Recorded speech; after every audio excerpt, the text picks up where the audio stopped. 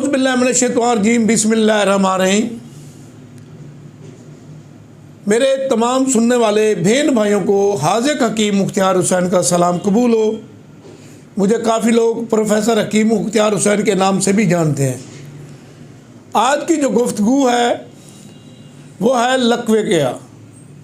जिस आदमी को लकवा हो जाए तो लकवे के मर्ज़ को ख़त्म करने के लिए आज मैं आपको एक ऐसा नुस्खा बताऊंगा जिनके इस्तेमाल से, जिनके लेप से आपका लकवा फ़ौरन ठीक हो जाएगा।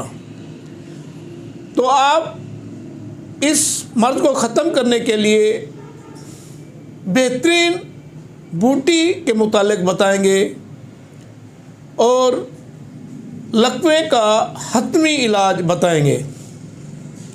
सबसे पहले तो आप हमारे चैनल को सब्सक्राइब कर लें और घंटी के बटन को दबा दें ताकि नई आने वाली वीडियोस भी आपको मिल सकें।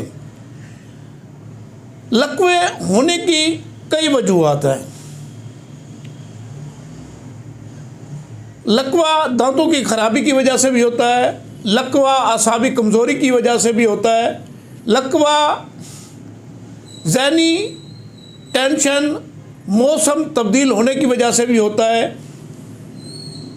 पट्ठों और असाब जब कमज़ोर हो जाते हैं तब भी ये लकवा हो जाता है। जब मौसम तब्दील होता है तो उस वक्त भी ये लकवा हो सकता है। और लकवे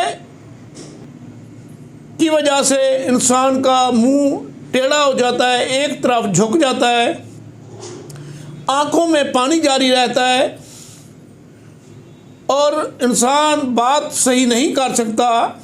अगर बात करता है तो मुंह से राल बहती है, मुंह से थूक निकलती है।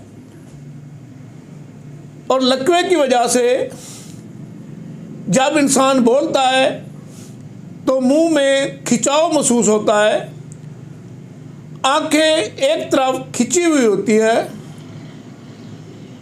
तो आज हम लकवे को ठीक करने के लिए,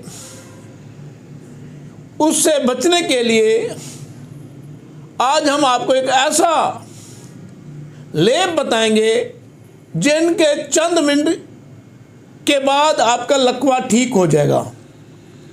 और सिर्फ लेप आपने कान के नीचे करना है। तो